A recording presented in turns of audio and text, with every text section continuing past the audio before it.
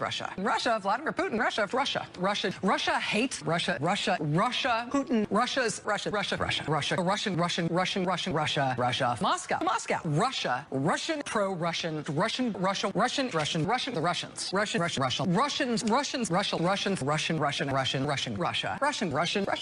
Moscow, Russia, Putin, Russia against us, the Russians rush against the U.S., the Russian government scheme. The Russians, Vladimir Putin, Putin and Russia, Moscow, Russia, the Russians,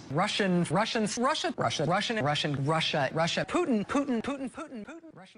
You think Rachel Maddow is just a little obsessed with the Russia hoax? What a great compilation put together by the Marksman channel. In this video, we're going to look at the latest in the Durham probe. We're going to see how Rachel Maddow, if you can believe it, is actually doubling down and gaslighting on the whole Russian fraud. And stick with me to the very end of this video, where I'm going to show you exactly why Maddow and other leftists are so absolutely panicked as we speak. You're not going to want to miss this. Greetings, everyone. Dr. Steve with you. Great to be with you. As always, I am your daily fake news antidote. As each and every day, I provide patriotic analysis to help you to think better so you can feel better in these crazy and turbulent times. So if you haven't done so, you know what to do. Make sure to smack that bell and subscribe. And before we begin, are you watching this video today concerned because you are about to get laid off from your job due to a mandate?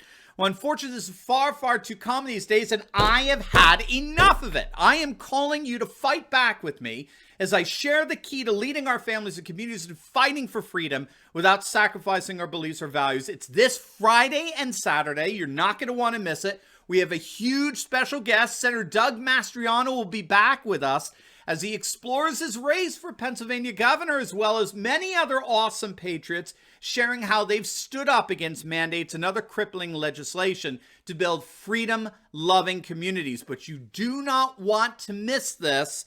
There is only a handful of general admission tickets left, so you need to hurry. They'll probably be gone by tonight, so click on the link below in the description below there to reserve your spot in our virtual conference this weekend, and I cannot wait to see you there. All right, gang, let's dive right in here. It's been a very long time coming, but it does appear that the day of reckoning is finally upon us with the whole Russian collusion fiasco that obsessed the mainstream media for 3.5 years and cost American taxpayers over $30 million wasted dollars. Now, obviously, not everyone in the mainstream media is happy about this reckoning, especially Rachel Maddow. She peddled in this hoax for years, garnering some of her highest ratings on cable television during the height of the Mueller investigation, promising her far-left, gullible audience that Russiagate would be the decisive end for Trump. Well, that, of course, has all come crashing down. And let's just say Rachel ain't taking it very well. Now, some backstory here for you.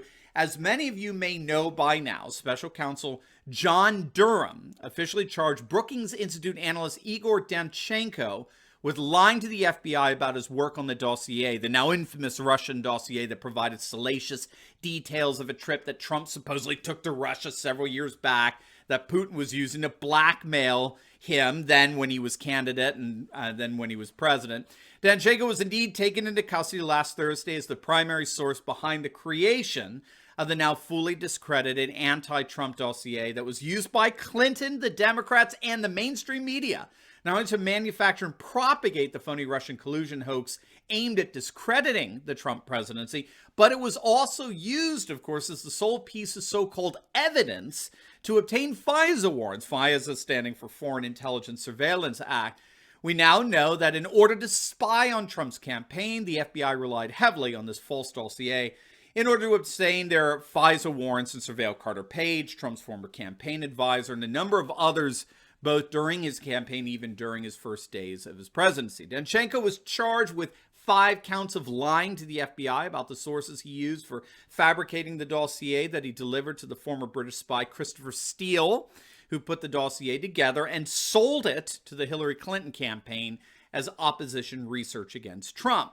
As I understand, Steele knowingly hired Danchenko to put together fraudulent accusations against Trump for crimes he obviously didn't commit. And according to Greg Jarrett over at Fox News, the money that Steele got to finance the fabricated dossier came directly from the Clinton campaign in a deliberate effort to tie Donald Trump to Russian interference in the election. We know, according to CIA documents, that Hillary Clinton personally approved of this devious operation, and even when the FBI got Danchenko to admit it was all fabricated, it was all a lie, which he did admit a few years back, even then, still, former CIA Director John Brennan and former FBI Director James Comey hid that truth from Congress and from the American people and appeared on national television over and over again, repeating what they knew to be a lie. And this is where Rachel Maddow comes in. Now, we've been following Maddow's obsession with the whole Russian collusion hoax for years now. It wouldn't be the remotest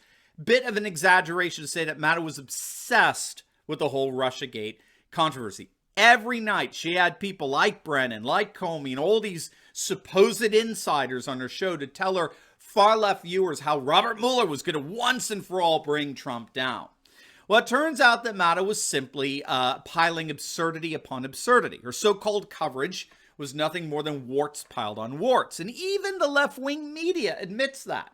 When the Robert Mueller report was finally released, the Washington Post's Eric Wemple wrote a scathing article against Maddow's so-called coverage of the dossier. He wrote, quote, "When small bits of news arose in favor of the dossier, the franchise MSNBC host pumped air into them. At least some of her many fans surely came away from her broadcast thinking the dossier was a serious piece of investigative research, not the flim-flam, quick-twitch game of telephone outlined in the Horowitz report. She seemed to be rooting for the document. And when large bits of news arose against the dossier, Maddow found other topics more compelling. She was there for the bunkings, absent for the debunkings, a pattern of misleading and dishonest asymmetry." Now, this assessment's dead on. Rachel Maddow represents the kind of utter and complete nonsense that you get when you disguise left-wing activism with journalism. Okay, you get an unmistakable pattern of misleading and dishonest asymmetry. Again, note what this fellow Wemple over at the Washington Post said here. It's not simply asymmetry. It's not simply a matter of consistently reporting, one political side, say the left-wing political side, as good and holy and righteous and just, while presenting the other political side, the political right, as evil and wicked and bad. That's bad enough, without question. Of course, we see that asymmetry all the time, presented as, quote, news by the corporatist globalist media. It's not just that. The Washington Post, of all places here, Eric Wemple, accuses Maddow of a pattern of deceitful asymmetry, what he's calling here misleading and dishonest asymmetry. But given all that, nothing comes close to what Rachel Maddow is doing right now that the indictments are being handed down. Matt Taibbi has an excellent article out entitled Rachel Maddow's Shocking New Low, where he details not only Maddow's ridiculous acceptance of the dossier contents over the last few years that she's been peddling to her dwindling audience, but how she's now doubling down and gaslighting over the whole Russian hoax. In a segment last week, she pushed the increasingly popular notion among the left that the Durham indictment is just payback by Trump officials to exact revenge for the Russiagate investigation. Now, neither Maddow or any other leftist pushing this pathetic narrative seems to reflect for 1 second on the fact that when you got caught spending 3.5 years and wasted $30 million in a total fraud, you have very little say on how people are going to respond once that hoax has been revealed. But I guess that's just called liberal privilege. Regardless, here's what Maddow said on her show the other night with regard to the false statements that Danchenko was being indicted for. Today's indictment against this primary source and researcher for Christopher Steele's intelligence reports, this is about false statements the source allegedly made to those FBI agents working under Peter Strzok who were trying to track down the veracity of Steele's reporting back in 2016 and 2017. The guy who was charged today is named Igor Danchenko. He appeared in federal court in Virginia today. He was charged with 5 counts of making false statements to the FBI about his own sources for certain things that made it into Steele's reporting. And whether Mr. Danchenko did lie to the FBI in those interviews will now be a matter for the courts. But it is also worth noting that this new indictment, just like the last one, spends comparatively little time talking about these alleged false statements, and a lot of time talking about people Igor Danchenko came in contact with or talked to who are, horror of horrors, Democrats. People who may have even supported Hillary Clinton's presidential campaign in 2016. Now, this is just flat out absurd. In fact, Matt Taibbi goes further. He says this is just a blatant lie. What Rachel Maddow just said there is a flat-out lie. As Taibbi points out in his excellent article, after quoting what Maddow just said there, he said, quote, "This is just a lie. The indictment spends a ton of time talking about the false statements that Danchenko is being indicted for. Moreover, the significance of Danchenko's contact with Democrats isn't that he associated with people of a certain political persuasion, but that these people are a source for the supposedly damning opposition research both the Democrats and people like Rachel Maddow howled over for years. It's a story about fake news, not ideology." And the irony, of course, is that once again, we're getting fake news from Rachel Maddow and MSNBC. And all this tells me one thing. She's panicked. When all's said and done, she's panicked that Trump and the American patriots who support him are winning. We are winning.